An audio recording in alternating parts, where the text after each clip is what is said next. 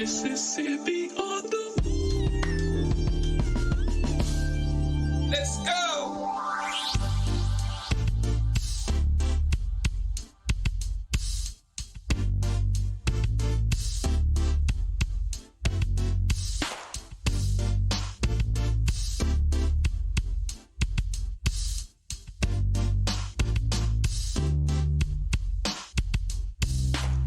Deep in the delta where the willows grow, in the soil stained by the blood of my ancestors. Punch bowl voices call out to my soul for justice. The wicked will reap what they've sown. Spirit of Aziz is back on the rise. Soldiers in the delta kept it alive. Time to stand up, take our place in the sun. Understand the time and what must be done. Mississippi on the move.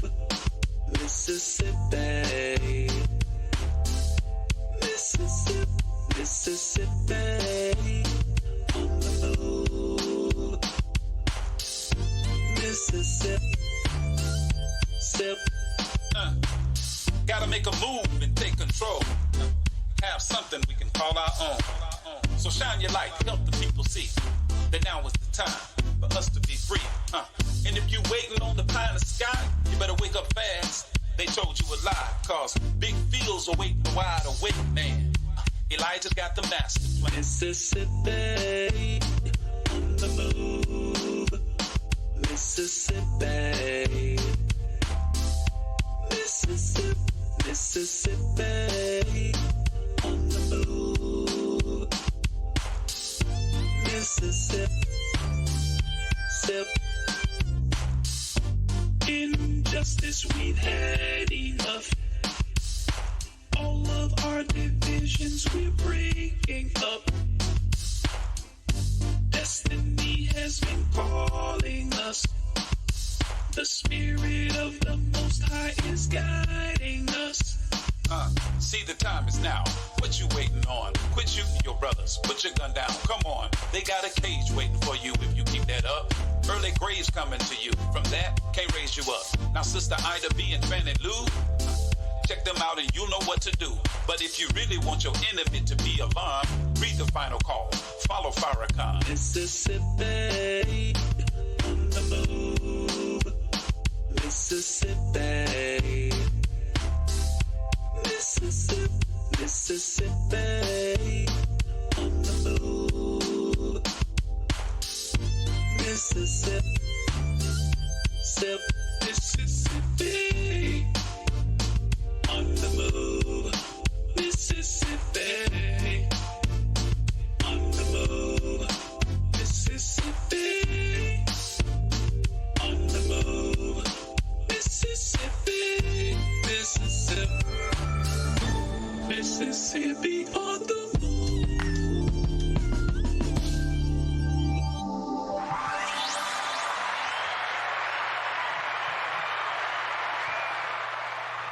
Assalamu alaikum, peace be unto you, and welcome to yet another edition of the Mississippi on the Move podcast. I am your brother Abdul Shahid Muhammad. And I'm your brother Kenneth Muhammad. And we are always excited and glad to be here on this blessed podcast, Mississippi on the Move. We're going to move expeditiously tonight. And my tongue tied already, brother. We're going to begin in the name of Allah, the beneficent, the merciful. We bear witness to the oneness of God. We bear witness to the oneness of his prophets. And we bear witness to the oneness of the messages that were revealed through them to the whole of humanity. We greet you with the greeting words of peace in the language of all of the prophets. And those words in Arabic are Assalamu alaikum. And in English, they mean simply peace be unto you. Welcome to another edition. How you feeling this evening, my brother Kenneth? Brother, I am doing fantastic. I'm so thankful to Allah to be sitting here in your presence the last couple of weeks. Been remote and I missed. And it's just a different feel when I'm not sitting across the table from you, brother. Oh, praise is due to Allah. Well, brother, you in Mississippi, so you're on the move. I mean, you got some volume issues there too, brother. Hold on. Let's pull this volume up for you. That should be all the way up. Hold on. You were much louder Let's see. We gonna fix it, y'all. Y'all just be patient with us. You're trying to tune me out, brother. Tuning me out. Nah, negative, brother. Okay, here we go. We finna bring you up. Okay, give me a check there, brother Ken. Nah, that's the wrong one.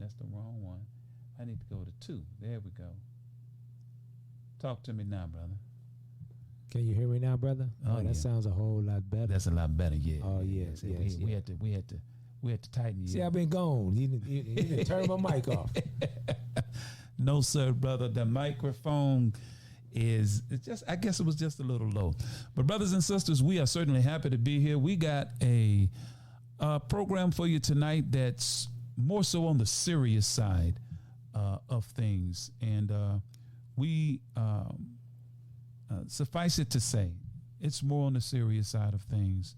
We're going to be dealing with the recent news out of course, Mississippi, particularly Sunflower County, down in Greenwood, whereby those local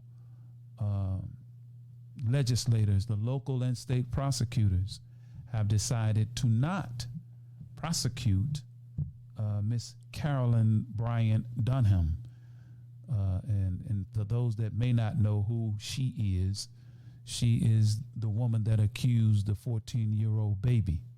I don't use boy. He's a 14-year-old baby, Emmett Till, of whistling and grabbing her around the waist. But we're going to get to that. But of course, some things that we got to do. First, we got to lay some groundwork.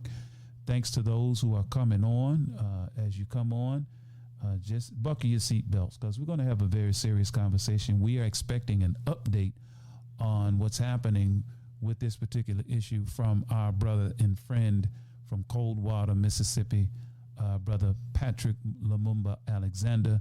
I also extended a word to our brother in Greenwood, Mississippi, the Greenwood, Mississippi Study Group. I saw him as well in the news reporting, and they asked him and interviewed him, and that is Brother Basil Muhammad. So I extended the invitation for him to call in and give his take on what transpired down there as they were seeking and with the family to have the sheriff and the local authorities serve the warrant that is 67 years old. But Brother Kenneth, we got to do our groundwork, man, as we always do. We begin with our axioms, and we have 4 of them, and I'm working on bringing some more to the table, brother, because I found some others from the Honorable Louis Farrakhan and other great minds that have graced the presence of us as we have sojourned in the Americas. But I'm going to deal with this one, brother, and you can pick one that you would like to deal with. But the Honorable Louis Farrakhan says to us, "He who gives you the diameter of your knowledge prescribes for you the circumference of your activity." And I say that one tonight simply because of what's going on in Mississippi with this refusal to give justice. And as we've learned, justice can't be given.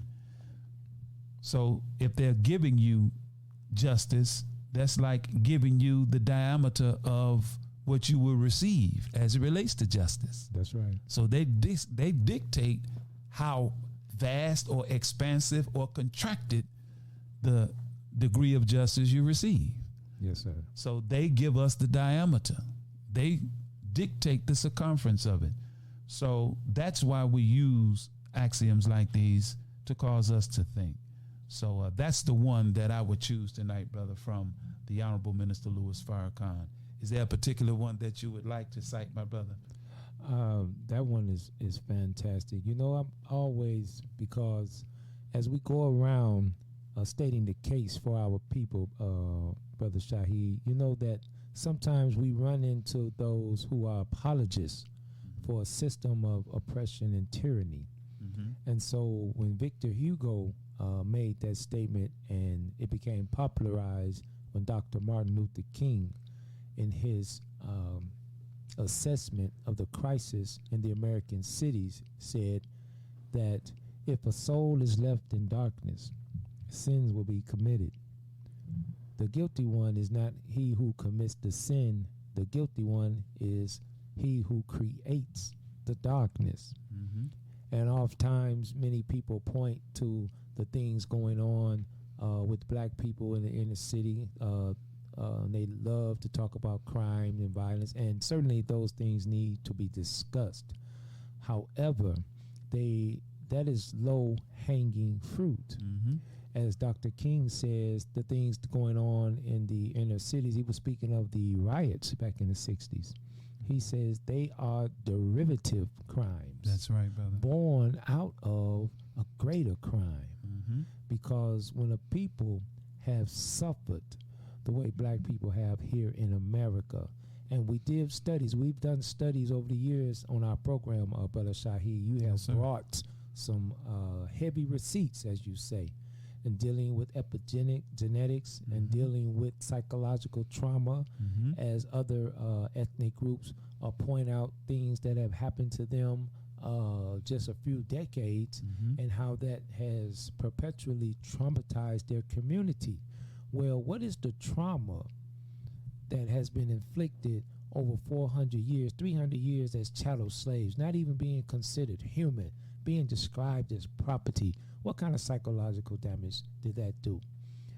Being at the whims of an entire race of people who could indiscriminately buy you, sell you, abuse you, go in on your wedding night and take your wife. Ooh, Lord, all of these things is well documented, and yet we still try to act as if those horrific crimes bears no responsibility on what we're seeing now that's coming back in our worst behavior. So the topic that came, and I wish we didn't have to discuss this, Brother Shaheed, just to be honest, because you would think that in 2022, with all of these things that are going on, still here in Mississippi, though, they look at things the same way. So I'm glad that we have the opportunity, we have the control over our platform, and we can talk about these things that may be uncomfortable, but are necessary. Yes, sir, brother, absolutely. And as you were mentioning the study in epigenetics from a previous broadcast that we went over, I want to introduce that to for the first time on the Mississippi on the Move podcast. A study was done in mental health, and the title of the article that was published May of 2016, it was entitled, "Trauma from Slavery Can Actually Be Passed Down Through Your Genes. You can get PTSD from your ancestors." The writer was a man named Lincoln Anthony Blades. And Mr. Blades cited a Jewish professor of psychiatry named Dr. Rachel Yehuda. And Dr. Rachel Yehuda, professor of psychiatry at Icahn School of Medicine at Mount Sinai, has conducted a depth of research, I should say, into epigenetics, okay, and the intergenerational transmission of trauma. In layman's terms, she is researching how serious incidents of trauma, i.e. slavery, Holocaust, and post-traumatic stress disorder, PTSD, can be passed down through generations. Okay, we got a call coming in, so stand by just a minute. Let me do a little business here.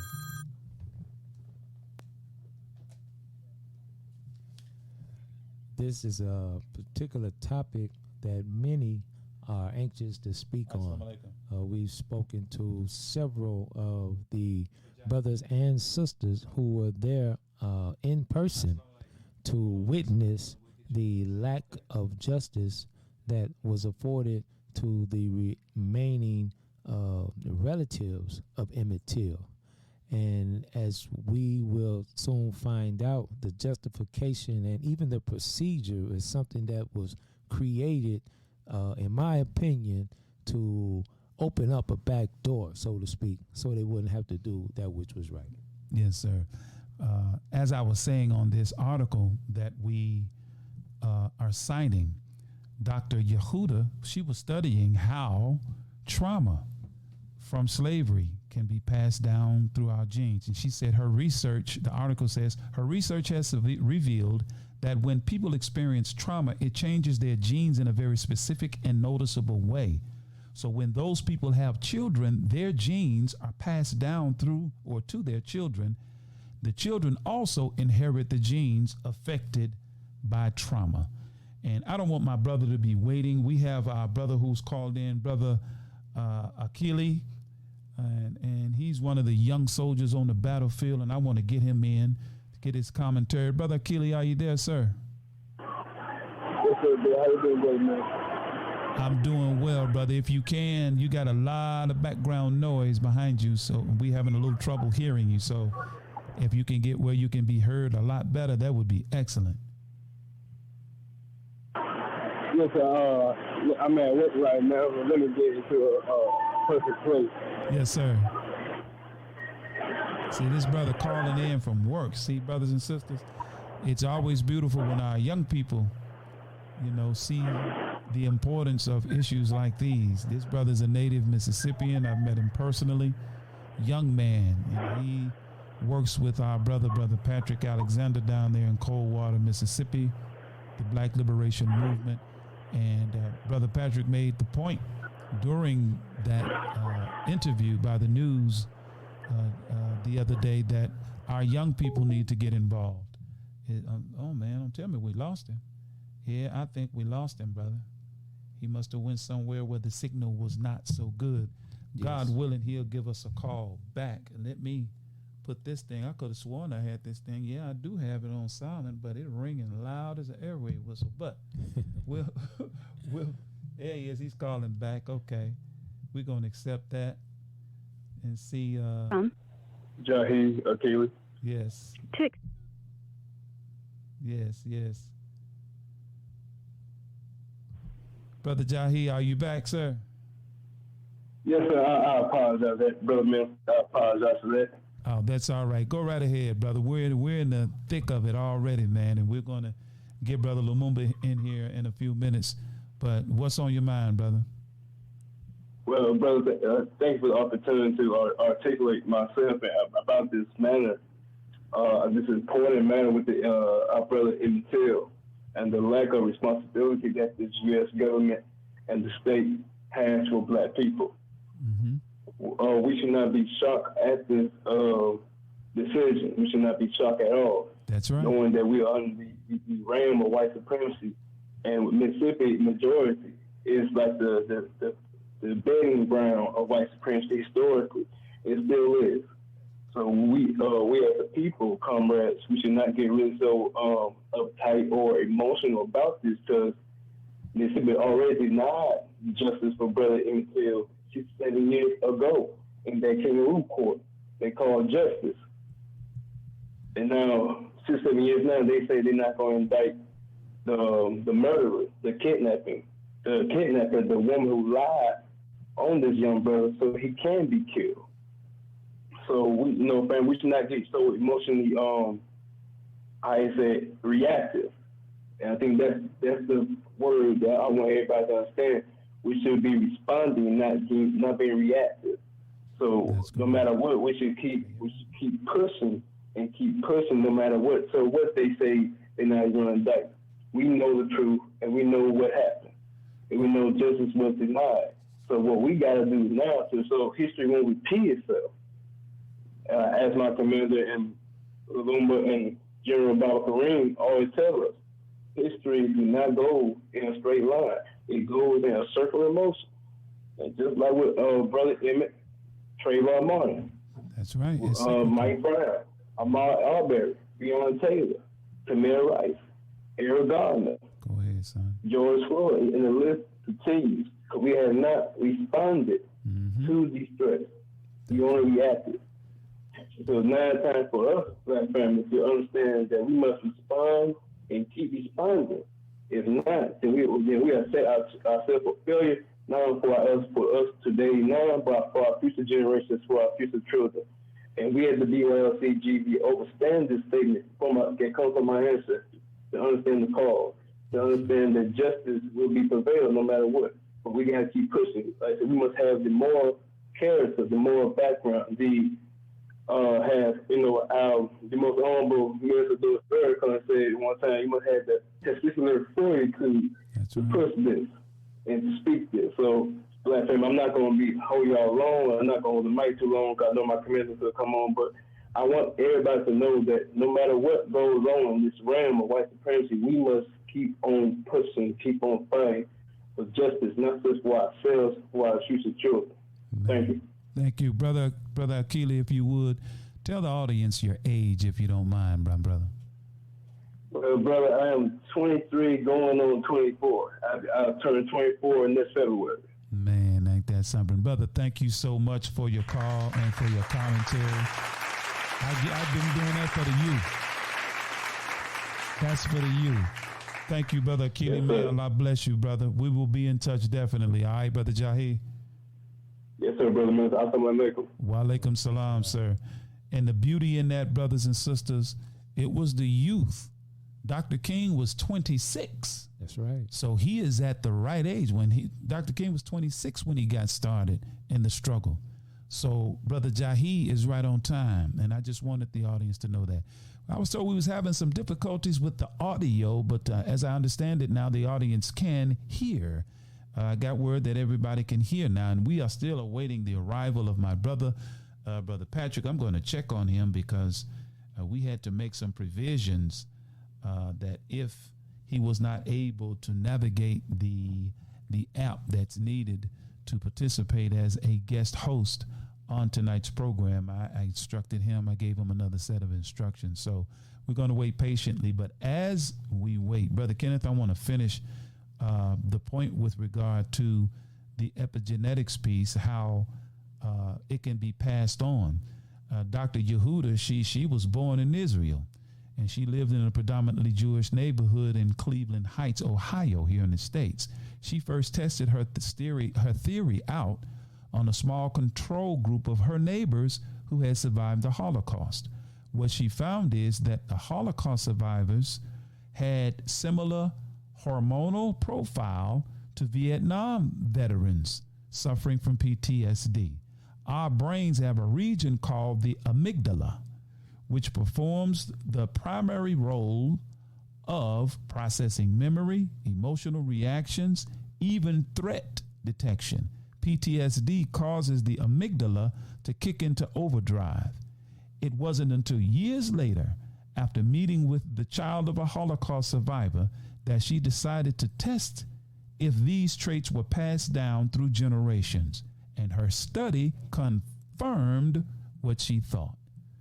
So we as black people, brother, as you alluded to, Brother Kenneth, we suffer from these traumas. We have these psychological maladies that people want to dismiss where we're concerned. That's right. But where everybody else is concerned, it's okay to factor that into the equation as to what it is that's bothering them.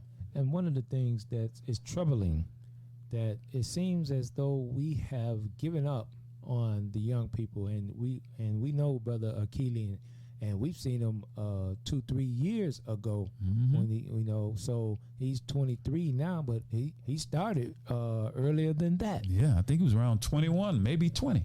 Yeah, about 20. Yes, sir. And it's not an anomaly. There were several brothers that be with him. And what we have to do is highlight those, and then as a community, instead of pointing the finger at the youth, let us open up our arms and embrace them and guide them, because again, the trauma that we have suffered as a people, we pass that trauma on unknowingly, and we have not been good stewards for whatever reason of our young people.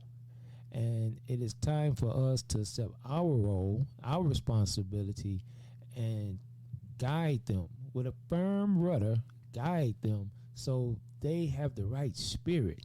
You know it and I know it. We be around them and listen to them. They have the right spirit. They just need the wisdom and the guidance to solve the problem that has been going on now for over 400 years. Yes, sir. That is correct, brother. So, brothers and sisters, tonight, we're devoting the entirety of this program to this particular issue with regard to Emmett Till, because I think humbly that this is one of those hinge moments in history. The pendulum or the door can swing in either direction on that hinge, depending upon how we respond. And frankly, Brother Akili, Brother Jahi alluded to it. He said, we have not properly responded. See, at this point, it's really not what they are doing to us. It's how we are responding, or our lack of proper response to what we continue to suffer of injustice. Somebody explained to me that if there was a warrant out for your arrest, is there anybody that will go to bat for you, especially if that warrant was as serious as the warrant is on Miss Bryant-Donham, and just got word from our brother Lumumba, he'll be calling in momentarily. Somebody will go to bat to you and say, well, we're not going to prosecute you. But did you see some of the reasons why, even back then, she had 2 small children? Yeah, she had 2 small children. So we didn't want to do that. Yeah, well, she got two babies. As many of our sisters that they lock up. And what I've seen over a 28-year period of my career, brother, you got that felony warrant, you get them F's on your card, they're coming to get you. You're going to have to call mama or somebody to come get these children. It don't matter. Tell them to bring some car seats. Make sure we buckle them in. But you going to jail. So you might beat the charge, but you're not going to beat this ride. That's right. You got to ride. You're going to have to ride. I mean, this is a charge. It's not a conviction. So the judge and the magistrate have deemed that there's probable cause to lock you up. Now, we'll see. You can get a bond. You can go before the judicial commissioner or go before the pretrial people, and they make an assessment of your record, the seriousness of your charge, and determine what your bond should be. And let a judge set your bond. And we got it coming in. We're going to stand by just a minute. Call from.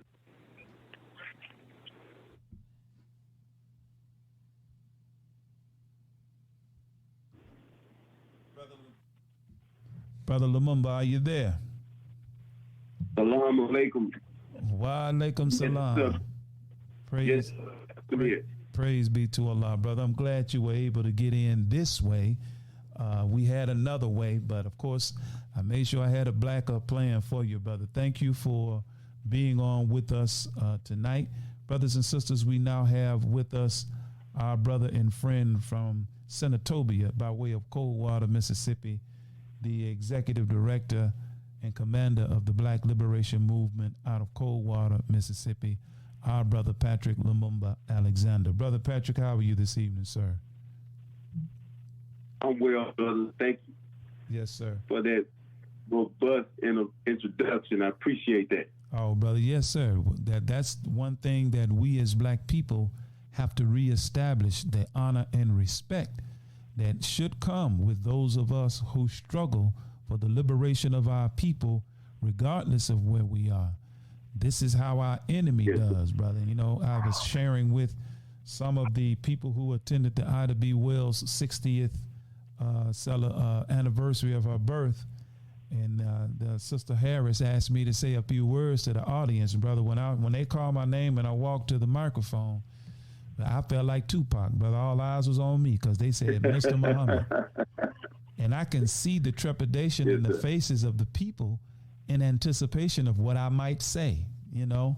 But I simply said this to them. I told them about a meme that I saw on the internet. And I said, the meme said all of these different religions and one devil. And I told them Satan got sense enough to unite against the righteous, but the righteous ain't quite figured out that there's a oneness in belief in God, no matter what your faith is. And I say that to say that that's what we as black people, not just based on faith, but as black people, we all black. Black is a universal language that unites all of us. African American is not. I appreciate that term. It's cool, but they always want to keep us from using the word or the term black, because black is not a color. It's the essence from which color come. Well, brother, look, Brother Patrick, I want to get you in, man. But before we do that, man, we're going to cool off and take a quick break. I want to get these commercial announcements in, which is probably going to take 2 minutes tops. And brothers and sisters, we will be right back with our brother and friend, Patrick Lumumba Alexander, right after these messages. Worldwide, 24 hours a day, 7 days a week. Download the Final Call Radio app and take us everywhere. On your phone, on your computer, on your tablet, on Instagram, Facebook, and Twitter. You can also log on to finalcall.com and click the Listen Live button or finalcallradio.com. Final Call Radio, the official voice of the Honorable Minister Louis Farrakhan and the Nation of Islam. What's your source for truth in news reports? Justice, no peace. No justice, no peace. Where do you turn for non-corporate driven news that's fair and balanced? Don't shoot. Don't shoot. Don't shoot. Subscribe to the Final Call News, your #1 free and independent news source that delivers hard-hitting national and international news coverage of today's political, economic, and social issues. To subscribe to local home delivery, call us at area code 662-252-8999. That's 662-252-8999. Visit our website at www.finalcall.com. The Urban Indulgence Bath and Body Boutique. At Urban Indulgence, we pride ourselves on offering quality, effective skincare. Handcrafted with plant-based, skin-loving ingredients, our soaps and body butters will give you luxurious lather and ultimate moisture. Experience The Urban Indulgence at 3314 Poplar Avenue in Memphis, 3 blocks west of Poplar Plaza, or shop with us online at theurbanindulgence.com. theurbanindulgence.com. Mississippi on the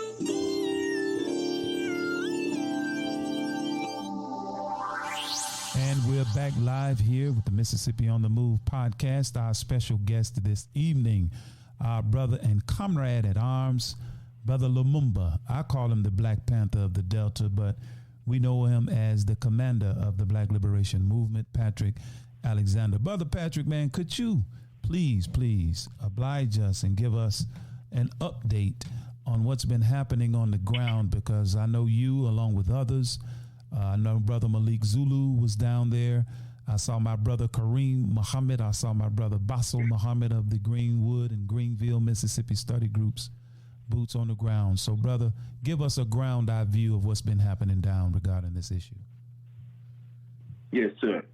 And may I add to that list of strong warriors and frontline soldiers that were down there, I want to add Brother Abdul Shaheed Muhammad and Brother Kenny Muhammad of the Nation of Islam. You were also down there in spirit, brothers. Y'all both were down there in spirit, because anywhere I show up, y'all showing up. And I hope that feeling and that sentiment is reciprocated. Of course it is. But certainly. to speak to us being down there on the ground, brothers, we were down there a couple of weeks ago trying to hash this thing out, trying to make sure that we get the memo across to our people, making sure that we understood the urgency of the moment, making sure that we understood that this wasn't just about Emmett Till, the person, the young man that was killed, mutilated back in 1955.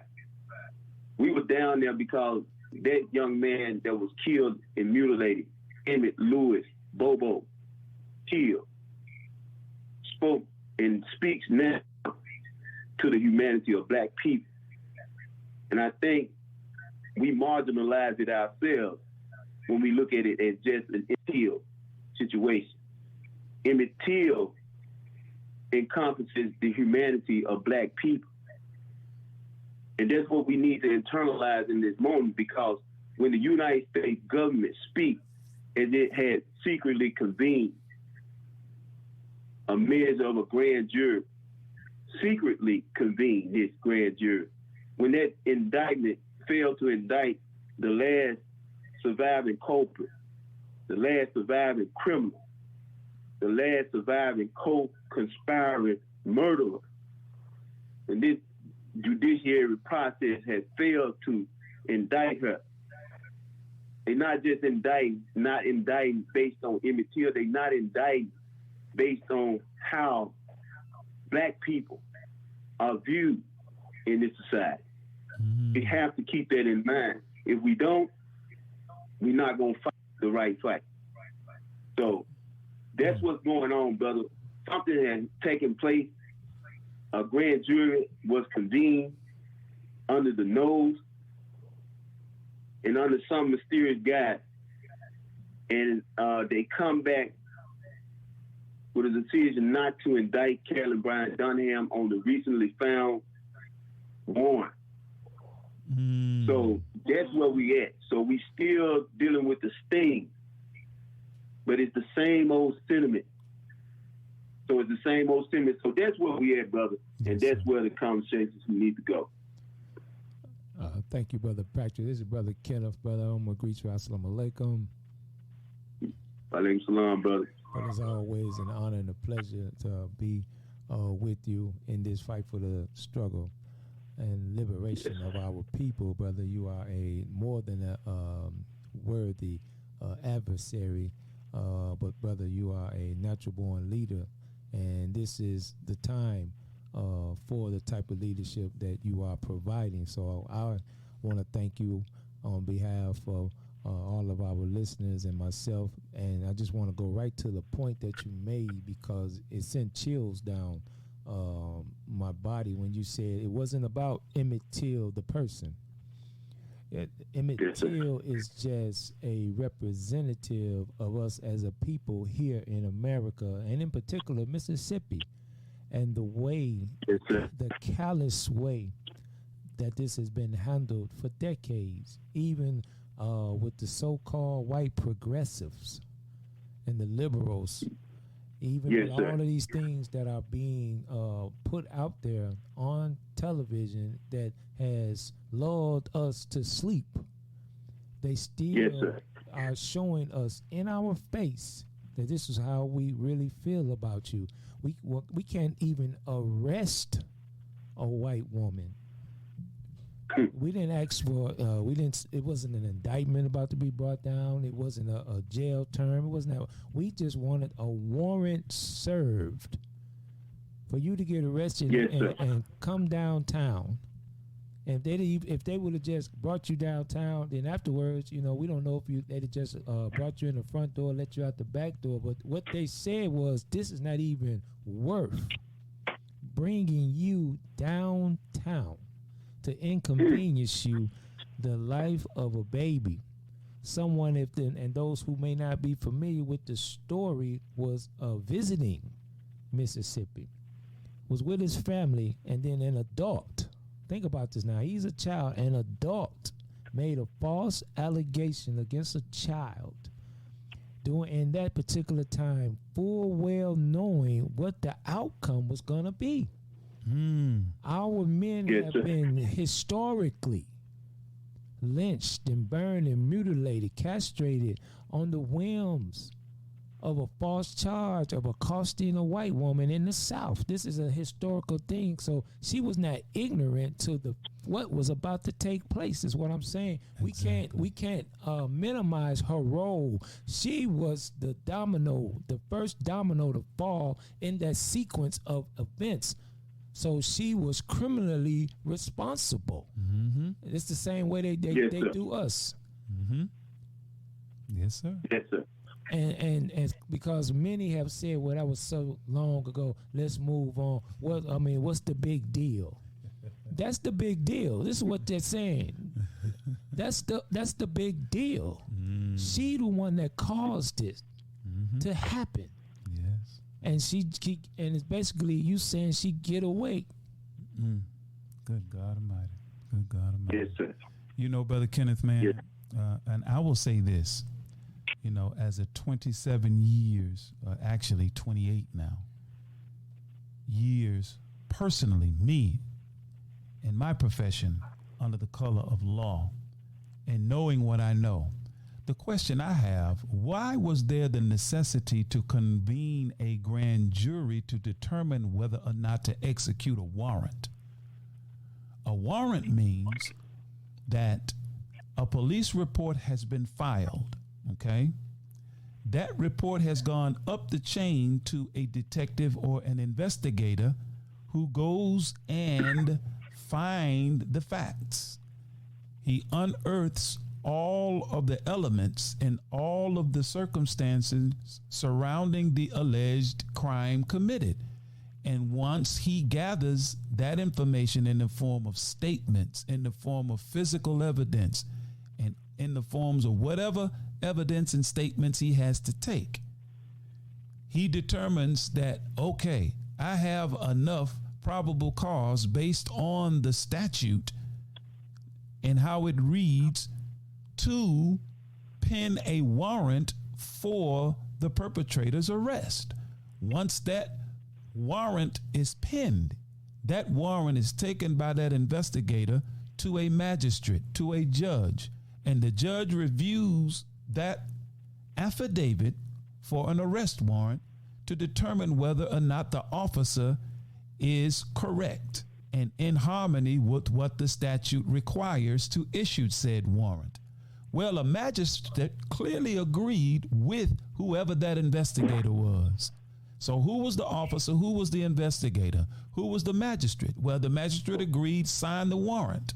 So now the warrant has to be served. Well, the warrant is filed by a clerk. Who was the clerk in the series of clerks whose hands this warrant went through for 67 years that no one saw fit to go serve the warrant? Now, once you got a warrant, you don't need a grand jury.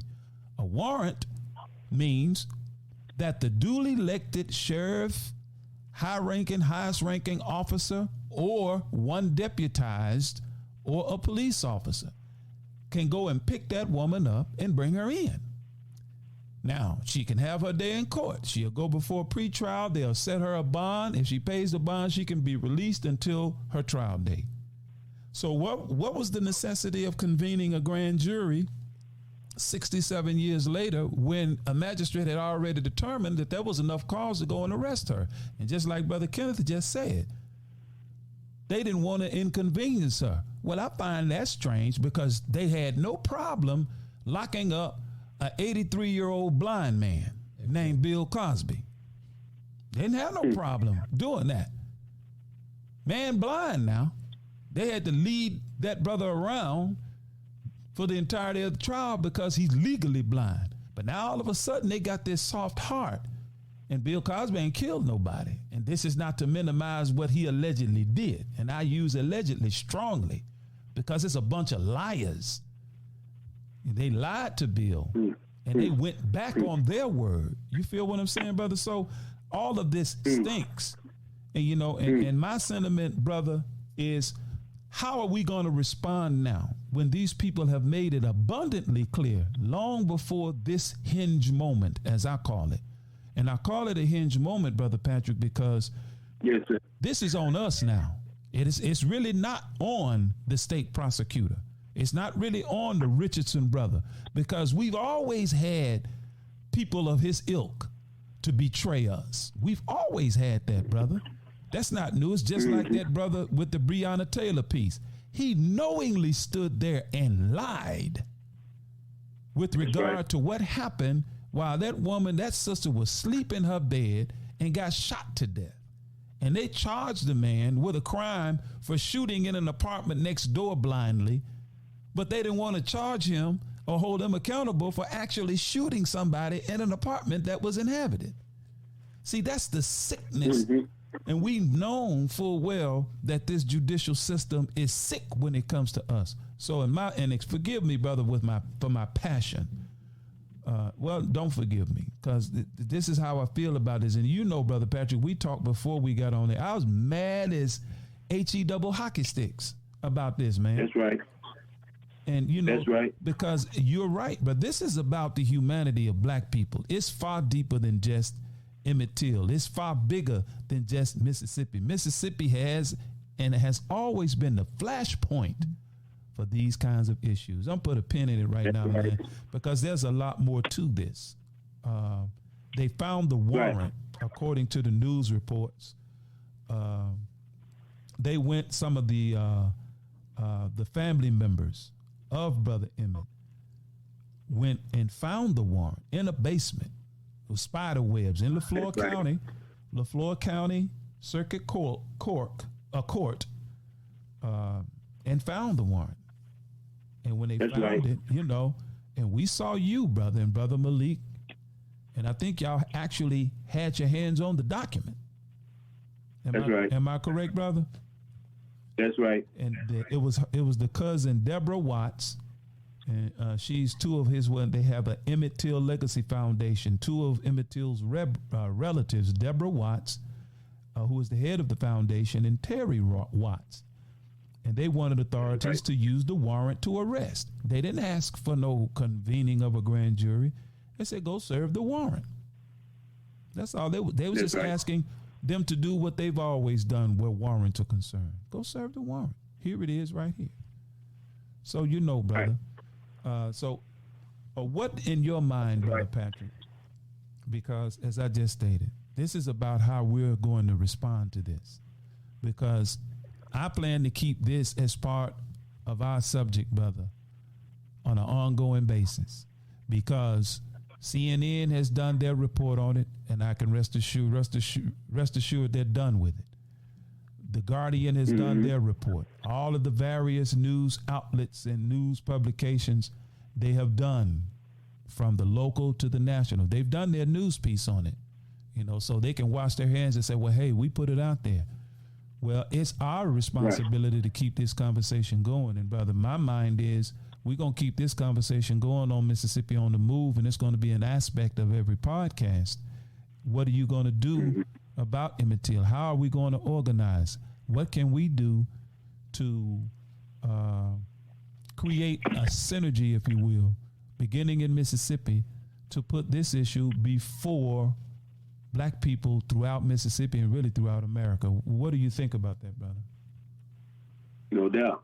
I think that's spot on. That's exactly what we need to be doing, brother. And I think we already doing it. What is Mississippi on the Move already about? Yes, sir. What did we determine when we came back from Savior's Day in 2020? What did we determine that we were going to do? What is the details of that agenda? I think people should know. The details of that agenda was to go throughout Mississippi, the blackest state in the United States of America. Why? Because we knew we would find predominantly Black townships that needed to be spoken to, because we're talking about a response. We can go on for days and talk about how America has politically situated Black people.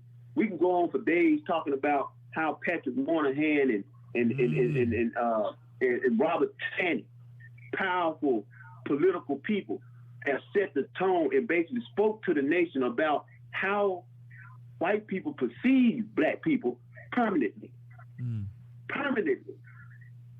Permanently. We got to think about that. Permanently. That's right. What did Patrick Moynihan say? Please he said, tell him, brother. We see Black people problems, but we have no political obligation to acknowledge them.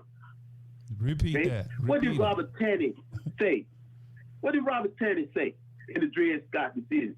He said that the Black man has no right that the white man is bound to respect.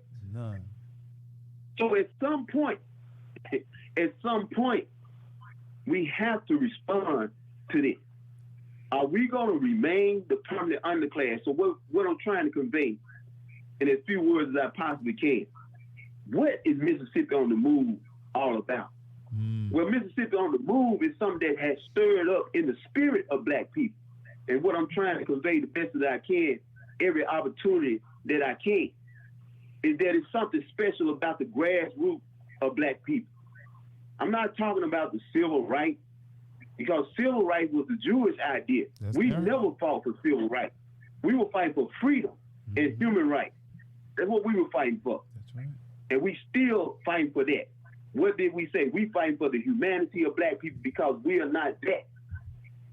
In the social fabric of this country, we are not that. So Mississippi on the Move is designed to go into the most racist concentration of racism in the Western Hemisphere. That's Mississippi. These white folks is not shying away from that. They are overt with that. You got white people that's running their whole political campaign on basically overt racism. You got a white woman senator in power that basically said, I want to be at the front row of the hanging. That's right. How did she get elected? That's true. It ain't that many pickle black folks to elect her, but there's enough white people to do that. Donald Trump can run just on his celebrity. I'm just trying to drive it home, make people understand. You know, this is from the grassroots. This didn't come out of Ole Miss. This didn't come out of your higher education institutions. This come out of the belly of the suffering of black people. And I hope people hear me. That's where it comes from. That's where our answers come from. So when we got a brother, and you're right, we shouldn't be still hopping on this brother. But see, we got to make a sign, just like the white man made a sign for any black person that thought they were going to rebel on the plantation. They made a sign. They tarred and feathered the brother. They castrated a brother. They hung a brother up as a sign to let people know you don't do this. Yeah. Not in our status. So we got to start doing that. Yes, sir. It's kind of like Baka Afrika said. He said, we got to remove the space that these coons occupy because they holding the black community hostage. And they are hired servants. They co-conspire with the political system of white supremacy. So that's what Mississippi on the Move is all about. It's about going into these black townships and charging the black leadership there with a response to. That's right, brother. That's exactly. Wayne Richardson, you dropped the ball, brother. Yes, you sir. dropped the ball. And we have to point you out. And we got to make our people understand you cannot have this type of capitulated leadership. You put your children's future, even your children's life in danger. Say that. When we represent ourselves like this. Exactly. So that's what we had, brother. And I think we're doing the right thing with having these talks and going into these townships and bringing a real conversation to our people and giving them, America giving us the example. I go right back and I'm not afraid, different at all, and bringing it to people's face. Elijah Muhammad said something, and it should ring crystal clear with our people now. He said that one day I'm not going to have to tell y'all that the white man is the devil. Yes, sir. He said he's going to show you himself. Exactly. In fact, brother, the Honorable Minister Louis Farrakhan, leading up to the election of former President Donald Trump, told black people that the more we put the beg on them, and what Donald Trump was doing with his rhetoric, it was peeling away the skin of the onion of civility. In other words, it was creating an atmosphere. The Trump campaign created an atmosphere where whites were made to feel comfortable to show you their true selves. That's right. And it has continued and continues to this moment. These are not old racists. These are young white people. Denton Roof was this shooter in Buffalo, right. This was an 18-year-old. These are not middle-aged and gray-headed white racists. These are their grandbabies, not even their babies. Some of them are their great-grandbabies out here shooting us down, and we still have not, as I've heard it said all the time, we've not properly responded. Now, I was sharing with you, brother, the other day that there are those of us, brother, who are ready to go to war. And the Honorable Elijah Muhammad has taught us, in words, clearly what that result would be. Of course, there would be suicide. But to continue to live like this, at one point he said it's probably better to do that. But there's another way. Because he also said that our unity is more powerful than a hydrogen bomb, a nuclear bomb. And one of the stratagems that has been effective where black people are concerned, particularly in Mississippi, Medgar Evers was successful with it. Alfred Skip Robinson, Abdulaziz Muhammad was successful with it. And what that part of the stratagem was in part, brother, was complete economic withdrawal. And that's the least we can do in Mississippi. Because, see, brother, we have to make them hurt. As Dr. King said, we need to redistribute the pain, man. Because I'm willing to admit, it's painful to hear this, brother. You mean to tell me a black baby that was mutilated the way that child was, and you have a warrant for one of the perpetrators, one who facilitated it, And as Brother Kenneth, you were saying earlier, brother, you said criminal responsibility. There's a statute I know in Tennessee, and I'm sure there's a similar statute in other states where you are criminally responsible when you act in concert with others to facilitate the way for any crime to be committed. You're criminally responsible.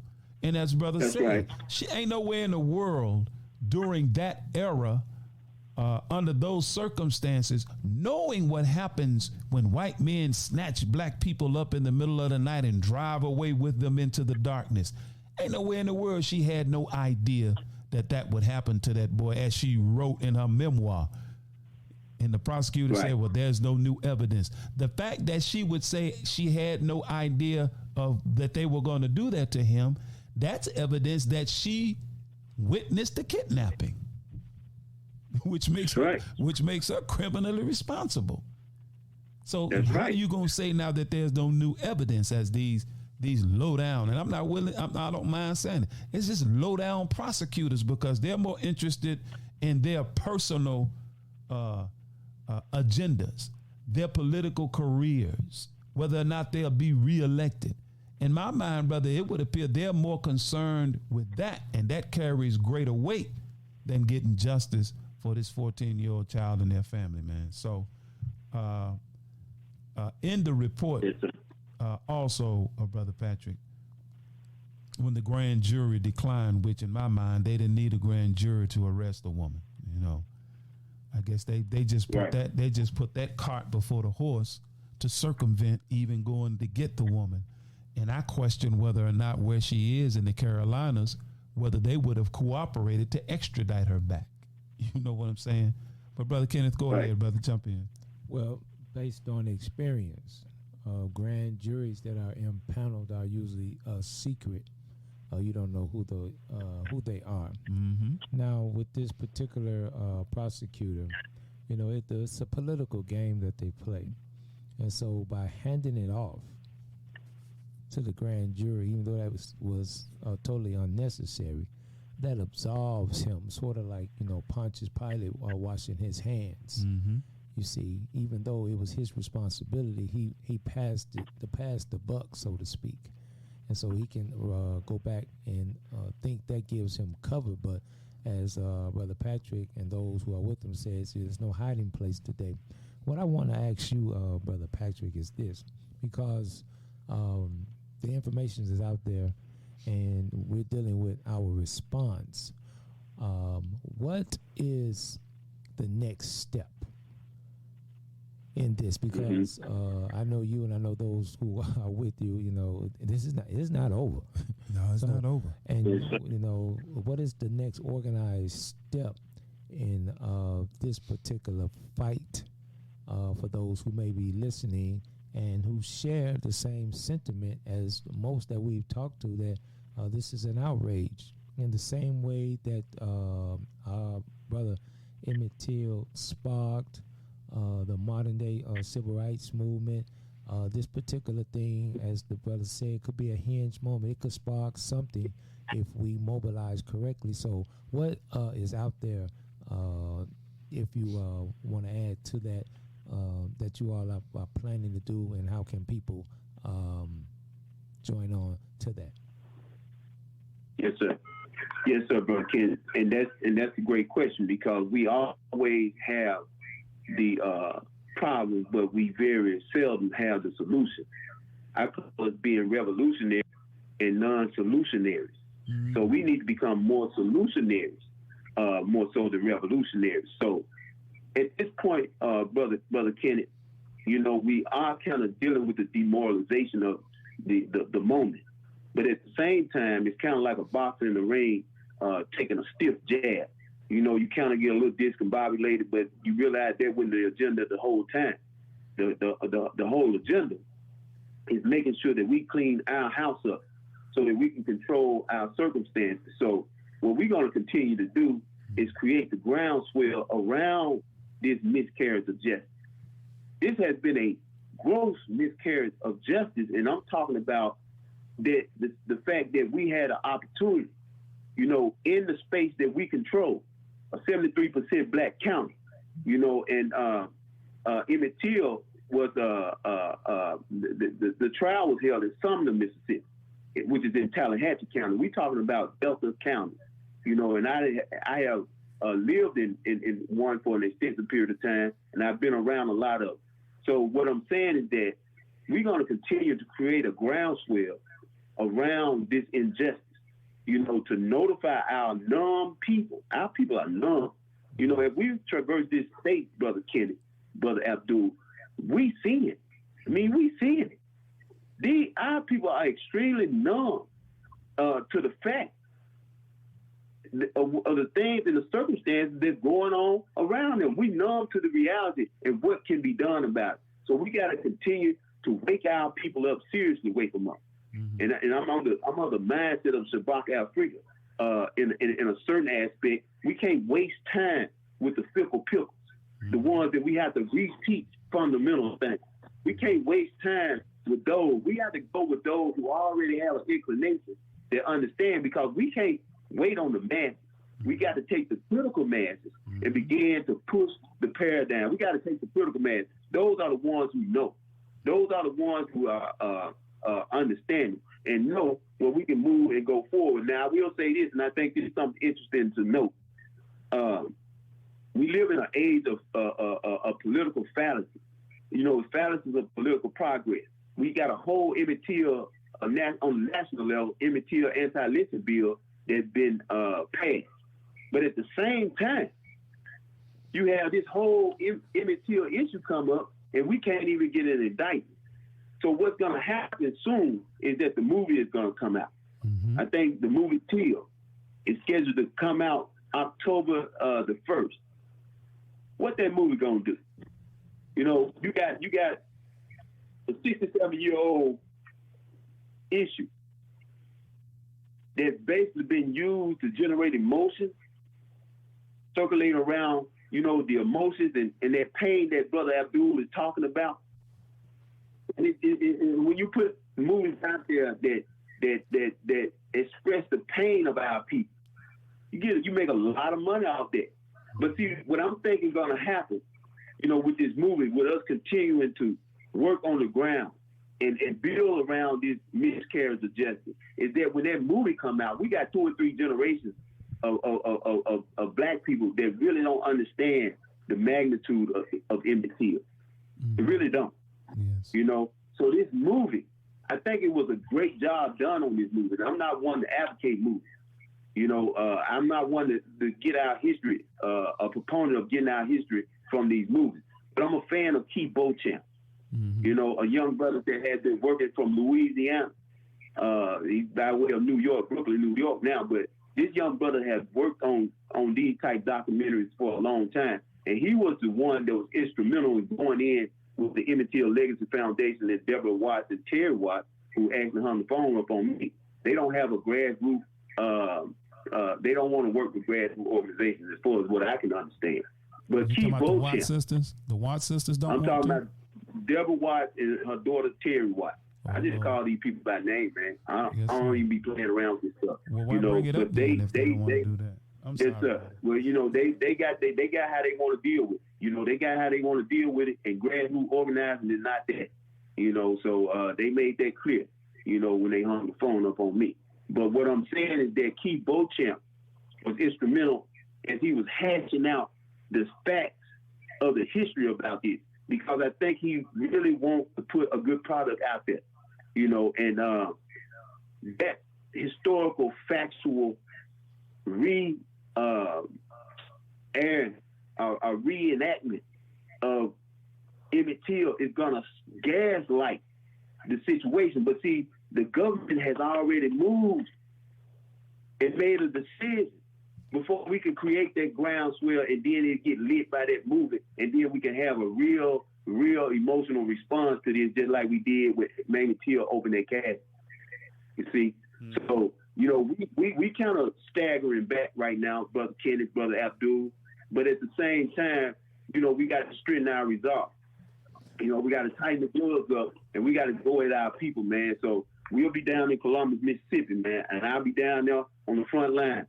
You know, we got some local politicians that's going to be there. if this ain't coming out of their mouth, I need to know why. Yes, sir. I mean, seriously, I need to know why. Why this ain't coming out of your mouth? Mm-hmm. Why we not talking about these egregiouses that we suffering as a black community, and what are we going to do about it? Yes, sir. Yes, sir. We just going to regroup, Brother Ken. Yes, sir. Okay. Yes, sir. You know, brother, that's a bit shocking to hear what you said about the Watts sisters. And I mean, of course, they have the right to work with whom they please. But as you were stating earlier, brother, this issue is much larger and broader than just our brother Emmett Till, because there are thousands, you know, that's right. I would say hundreds of thousands of Emmett Tills right. that line the swamps and low marshes of your Mississippi, your Alabamas, your Louisianas. That's right. Unnamed faces, men, women, and children that we don't even know about, whose remains were never found. I even read a history lesson in Florida where those who hunted alligators would steal slave babies and use black slave babies as alligator bait. And they still have memorabilia today that they sell. And there's an older gentleman, I can't call his name right now, I read the article, who gave a statement that authenticated a verbal history, and it's just horrific, man, that these people actually use children to catch alligators. And the babies gator bait. I'm telling you. And the point of the matter is, and why I'm saying this, I say all of that to say this. This is much bigger than Emmett Till, brother. And this is not to minimize or to dismiss or assign him and the tragedy of what happened to him to a smaller space in the overall picture. Is just to put everything into perspective. And because it's so much bigger than him, this issue cannot be co-opted or limited to one family, and that one family is a voice addressing the whole issue. You understand what I'm saying? I hope I'm making sense. Can I say something, brother? Yes, sir. Can I say something pertaining to that? Uh-huh. So right. And see, this is what happens with this. The government learns how to manipulate black people with that kind of approach too. Mm-hmm. You know, when you look at these things that happen, you're so right, because Emmett Till is more than just the family's issue. You know, and I think we have been shaped and molded into a function where we look at it respectfully as the family's issue. And the government can easily deal, when you're talking about a system, they can easily deal with an individualized family aspect. But when you're dealing with a people, see, you kill a Korean, you kill an Asian, you kill an Arab, you ain't just dealing with the family. You don't even know who the family is. Kill one of them, and you're going to see the whole might of the Asian, Arab people. That's right. That's going to be out there on you. It's not going to be that family. You may not even know who that family is. Mm-hmm. But what I'm simply saying, the American government has learned how to deal with us by us making it a family issue. That's right. Mammy Till did not make it a family issue. That's right. She made it a black people issue when she opened that casket up. She wanted the That's words. my message to the family. Mm-hmm. That's my message to the Emmett Till Legacy Foundation. That's Emmett Till Legacy, Legacy Foundation, and the Emmett Till Justice for Families Foundation. It's two facets. Actually, it's three facets.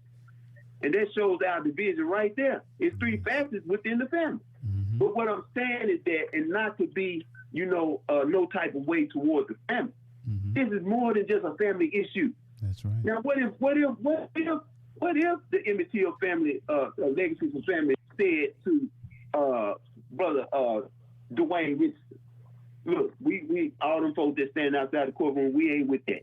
Just lock the door and we gonna deal with it our way. So it's easy for him to take them and say, okay, well, this is what we doing, and I'm trying to get this grand jury. Okay, you done left the power of black people outdoors. Come on, man. And you don't want to deal with us. That's right. You don't want to deal with the Kwame Ture. That's right. You don't want to deal with the Makasa Ricks. You don't want to deal with the black power aspect of it. You want to deal with the civil You want to deal with the silver aspect for it, but that's what's not knocking at the doors of America today. What's knocking at the doors and what's going to knock down America is black power. And that's what we have to do, man. It's more than just Emmett Till. What about George Finney Jr.? Yes, sir. The 14-year-old boy that was accused by a white girl that was set on a stack of Bibles and electrocuted. Body so small that the electric device wouldn't even fit on his head. But they killed him anyway. You know? That could have been just as iconic.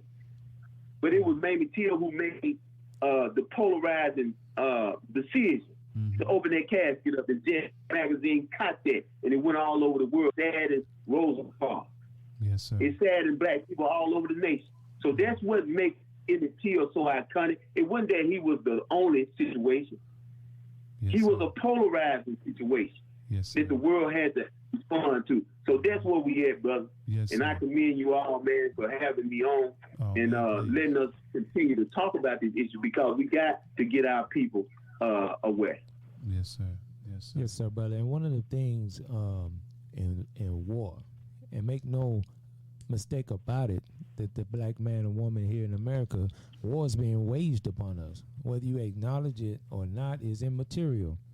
And the thing that they have historically done is divided us one against another. And as you were speaking about the black power being locked on the outside, once the power base was disconnected, it was easy to maneuver. Yes. And you have to ask yourself, are you complicit in it? Because you can be unwillingly part of a conspiracy. That's right. And what we have to look at, go through the history, and in Mississippi, you know, with Medgar Evers and many more, you know, that module, you know, isn't talked about or not. And I was downloading the book, as you see, you carry all the time. We Will Shoot Back. Yeah, see, I need that book too, Pat. Yes, sir. I got your copy, brother. Yes, sir. But the thing is, when they control the narrative of our protest, you know, because it's immaterial when someone hurts you, then they tell you how to respond. Don't cry too loud. Don't say out. That don't make sense. You know, you can't tell me how to express my pain. That's right. And this is what has historically gone on, and we fall right into the trap. But history is best qualified to reward our research. When the American colonies was tired of being oppressed, exploited, and under the tyranny of King George in England, they didn't go to them and ask them how to solve the problem. No. They said, this is what we're going to do. They convened among themselves. And they kept it up. And what has happened is these things have been passed down generation through generation. We've had conversations before. We will hide our cowardice behind many, many different things, whether it's politics, whether it's religion, you know. But at the end of the day, the result is the same. We are basically leading generation after generation of our young people like lambs to the slaughter. And we have to say enough is enough.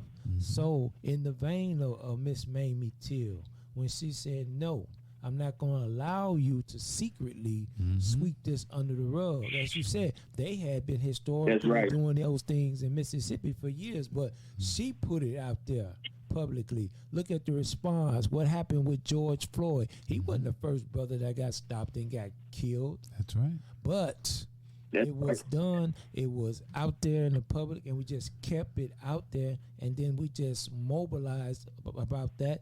And people around the world, when they saw that, guess what they did? Some of those murals that they be showing about our brother George Floyd, they over in France. They over in Germany. They overseas in Europe. Because any right-thinking person, when they see that, be like, that's not right. That's not savage, right. Man. Yeah. So we got to put this out there. And this is not on the mainstream media. This is why Mississippi on the Move podcast is essential. And as you said, you know, the focal point is to go down deep in the Delta where our people are suffering and give a voice to that suffering. And so we're obligated to do that. That's right. You know, brothers, I was saying earlier when I said, you know what, as you were talking, Brother Patrick, and I thought about the fact that they have a foundation, and this is not to impugn the motive or cast a cloud over the Till family members, but I can't help but to wonder, brother, who are their backers in terms of the foundation? I don't know. But one thing I do know is that white America has made a science of isolating black people around issues like this, like they isolate genes in food and genetically alter the food by robbing it. And in the process, they rob the food of its nutritional value. So it is with moments like this. Because they know it has the potential to be explosive and will disturb their economic and political constructs, they make sure they co-opt it. They get at the head of it and steer it in a way that it's not injurious to the political and the social order and economic order of the day, while at the same time isolating the essential element, in this instance, the Till family, and the part of the community that would be injurious, as you mentioned, the black power part, or that segment of the community, that populace of black people that will demand justice in a broader sense, not in the narrow sense, just dealing with the Till family, but in the broader sense.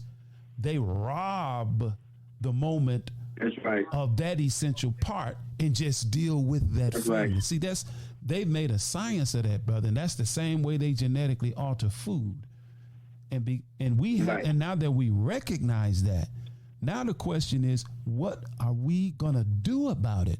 Because see, brother, look, as I was telling a group, I was talking to a brother at the Multipurpose Center, as we are looking forward to hosting our brother, student minister Dr. Wesley Muhammad. Brother Wesley. Yes, and he's going to be dealing with a issue, brother, that has been an open wound in black America for generations, the Malcolm X, the research. We're talking about receipts. This brother is going to be bringing some information that all of us need to hear.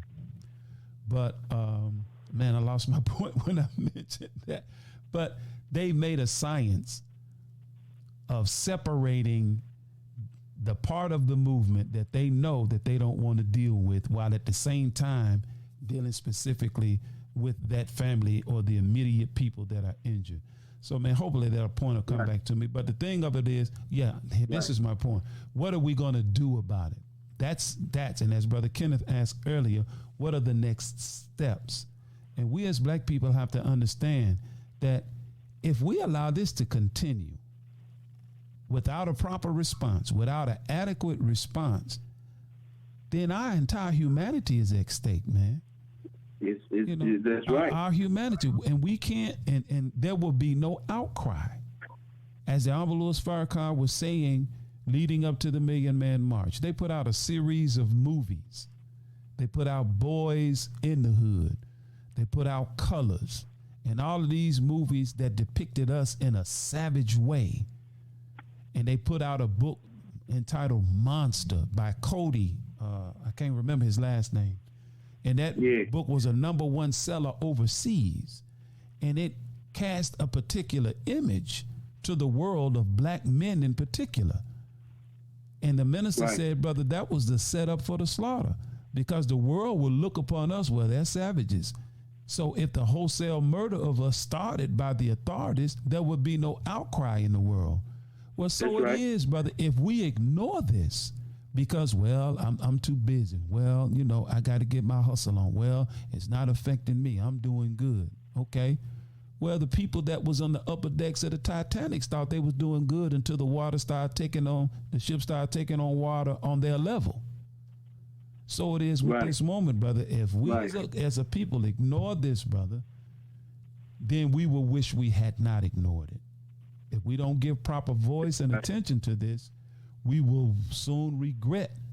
Why? Because the Jewish people did the same thing. As long as Hitler was putting the small one those poor ones in those gas chambers, the rich and well-to-do ones, really wasn't bothered. But when they start coming and get the well-to-do ones, and they've already started. Right. Ask Bill Cosby. Ask all of these prominent black people. I was looking at a video of Terrell Owens, and some white lady called the police on him, and he was just shocked. He couldn't believe it was happening to him. See, those are the wake up. Those are the wake up calls that our prominent black folk need, and to be made to understand. You know what's going on. So when are you and when are we going to collectively and get a critical mass of us? As you stated earlier, brother, the most of us are not going to get involved. You know what I'm saying? There's going to be a significant number of us that will sit idle. If not idle, they'll just be on the sidelines cheering and will not get directly involved. But a critical mass of us have to get involved with this. Brother Patrick, man, we're at that point, Brother Kenneth, Brother Patrick, man. We've added an element to our program called the cultural segment.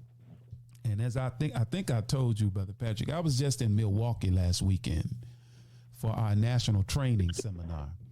And I'm tell you, brother, they wore my backside. They wore me out on that mat, Brother Patrick. I got to get my jiu-jitsu back down, man. I need to get back in the dojo.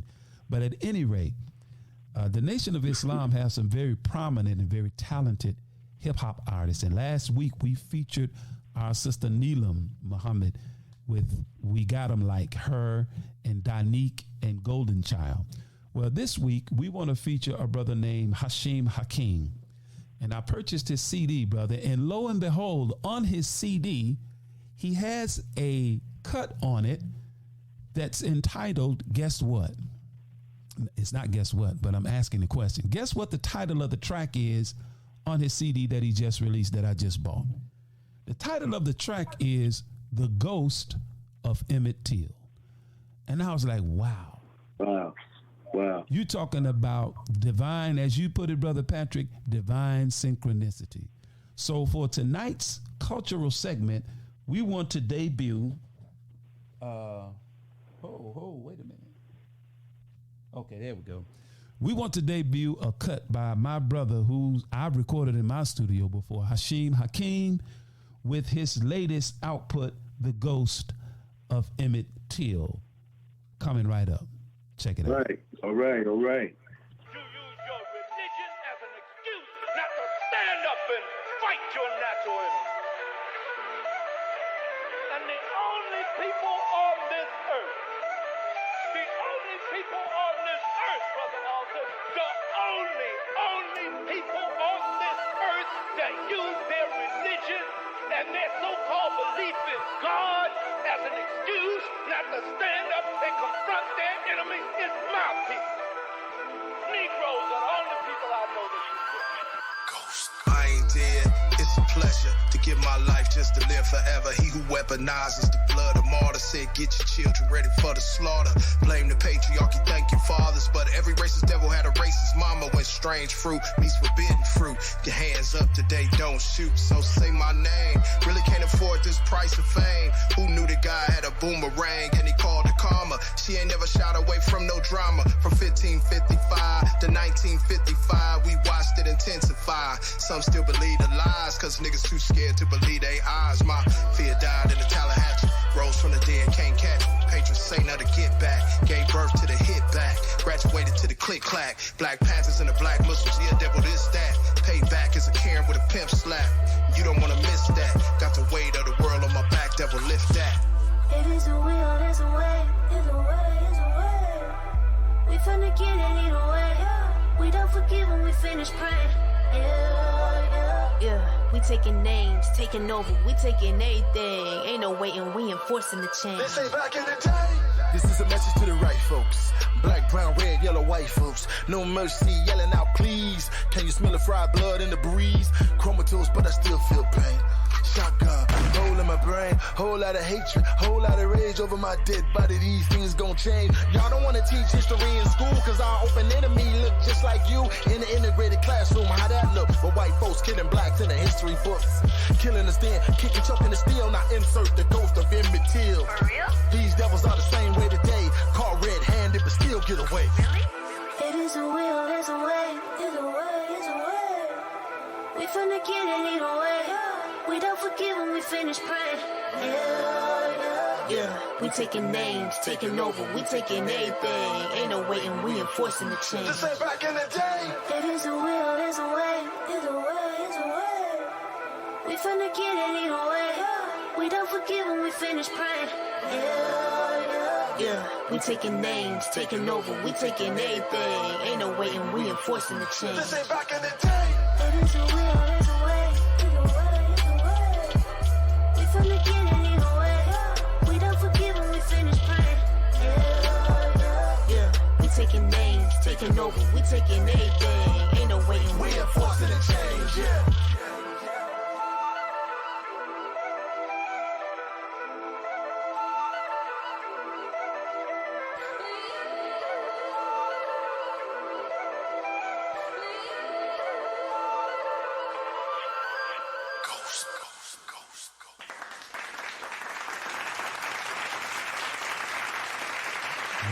Yes, that certainly deserves a round of applause. Wonderful job by my brother Hakeem, Muhammad, and Sister Mecca. That's the sister you heard on there. And the cultural community that's conscious has to be the musical apparatus, because, Brother Patrick, if you remember, man, there was music that reflected the movement. And as our sister Nina Simone said, our artists have a responsibility to make their music reflect the time. So in the Nation of Islam, we have those cultural giants, brother, that are putting out projects and music that those of us who are revolutionaries, you know, you need music, man, to kind of give you balance. You know what I'm saying, brother? You know, just to take the edge off, man, because sometimes, man, these issues can drive you in a way and have you in a bad place. I'm just being honest. I'm speaking for myself. No doubt. And I would want you to say that others, I had something else going. I forgot to stop it. But Brother Patrick, man, we're about 27 minutes after. We got 3 minutes left, brother. I want to give you the floor for the next 2 minutes at least, because it'll only take me a minute to shut this thing down. What do you want to leave the audience with, dear brother? Well, brother, it won't even take me 2 minutes just to say thank you and thank the brother Kenneth. I call him Batman. You know what I'm saying? I want to thank both of y'all, man, for staying the course, man, and staying on post. You know, it's a what they call it, a thankless fight that we fight. Mm-hmm. You know, at some point every day, it's a little bit part of me that asks me why I get up every day to do this. Yes, sir. But that greater part of me respond to that little part. Mm-hmm. And it's obvious why. You know, we got some egregious problems that have to fail our people. And I think it's our moral responsibility to stay on post, you know, because at the end of the day, I have a 2-year-old daughter. And I tell people all the time, it was nothing but the universe showing me that, and putting it right in my face. It wasn't a theory. It wasn't a concept. It was a factual reality. It was a life that was dropped right into my hand and said, make a future for her. Yes, make a future for her. And that's what it is that it's all about. You know, she's that microcosm of a macrocosm. So we got to build something. I'll leave y'all with this. You know, it was great Amos Wilson that simply said, he said, people are not known or remembered for what they know. Come on, man. People are remembered for what they build. And that's what I'll leave out with. And thank you for having me tonight, brother. I appreciate y'all. Brother, thank you. Brother Patrick Lumumba Alexander, the executive director and commander of the Black Liberation Movement out of Coldwater, Mississippi. Let's give him a round of applause. May God bless and keep you and your family, dear brother. I will be in touch with you, and I leave you, brother. Peace and power, and assalamu alaikum. Alaikum salam, fam. Dear brothers and sisters, that was our brother Patrick Lumumba Alexander. We're right at the end of tonight's program. Just a brief reminder, brothers and sisters, we will be hosting our dear brother and friend, student minister, Dr. Wesley Muhammad. He is a member of the Executive Council of the Nation of Islam. He is the writer of over 16 books, including subjects on Malcolm X. He has a body of work, a 3-volume body of work that is about to be published very, very soon, entitled The Real Judas Factor, Unraveling the Mystery of the Malcolm X Assassination, or murder, I should say. He will be in Holly Springs, Mississippi at the Multipurpose Center at 235 North Memphis Street on Saturday, August the 20th, 2022. The doors or the program will begin at 5 o'clock p.m. Admission is free to the public. With the new information that has been unearthed from the family of Reggie Wood regarding his involvement in the assassination of Malcolm X and the U.S. government's and the New York Police Department's involvement, you want to come in here, because this has been an open wound that Black America has been suffering from since February 21st of 1965. That's going to do it for us this evening, and I'm going to leave you out of here with our commercial announcements. And once those announcements are made, we will be back to close out for tonight. Worldwide, 24 hours a day, 7 days a week. Download the Final Call radio app and take us everywhere. On your phone, on your computer, on your tablet, on Instagram, Facebook, and Twitter. You can also log on to finalcall.com and click the Listen Live button, or finalcallradio.com. Final Call Radio, the official voice of the Honorable Minister Louis Farrakhan and the Nation of Islam. What's your source for truth in news reports? Justice, no peace. No justice, no peace. Where do you turn for non-corporate driven news that's fair and balanced? No shoot. No shoot. No shoot. Subscribe to the Final Call News, your #1 free and independent news source that delivers hard-hitting national and international news coverage of today's political, economic, and social issues. To subscribe to local home delivery, call us at area code 662-252-8999. That's 662-252-8999. Visit our website at www.finalcall.com. The Urban Indulgence Bath and Body Boutique. At Urban Indulgence, we pride ourselves on offering quality, effective skincare. Handcrafted with plant-based, skin-loving ingredients, our soaps and body butters will give you luxurious lather and ultimate moisture. Experience The Urban Indulgence at 3314 Poplar Avenue in Memphis, 3 blocks west of Poplar Plaza, or shop with us online at theurbanindulgence.com. theurbanindulgence.com. And that's going to do it for this edition of the Mississippi on the Move podcast. I'm your brother Abdul Shaheed Muhammad, and thank all of you in our listening audience for tuning in to tonight's program. And we're going to leave you, as we always come before you, with the greeting words of peace of Assalamu Alaikum.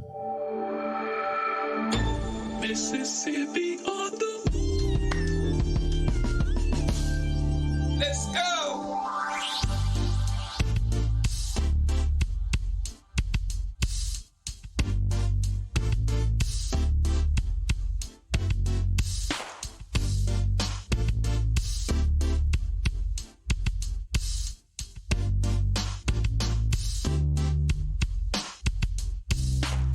Deep in the delta where the willows grow, in the soil stained by the blood of my ancestors. Punch bowl voices call out to my soul for justice. The wicked will reap what they've sown. The spirit of Aziz is back on the rise. Soldiers in the delta kept it alive. Time to stand up, take our place in the sun. Understand the time and what must be done. Mississippi on the move. Mississippi. Mississippi. Mississippi on the move. Mississippi. Gotta make a move and take control. Have something we can call our own. So shine your light, help the people see that now is the time for us to be free. And if you're waiting on the pie in the sky, you better wake up fast. They told you a lie, cause big fields are waiting the wide awake man.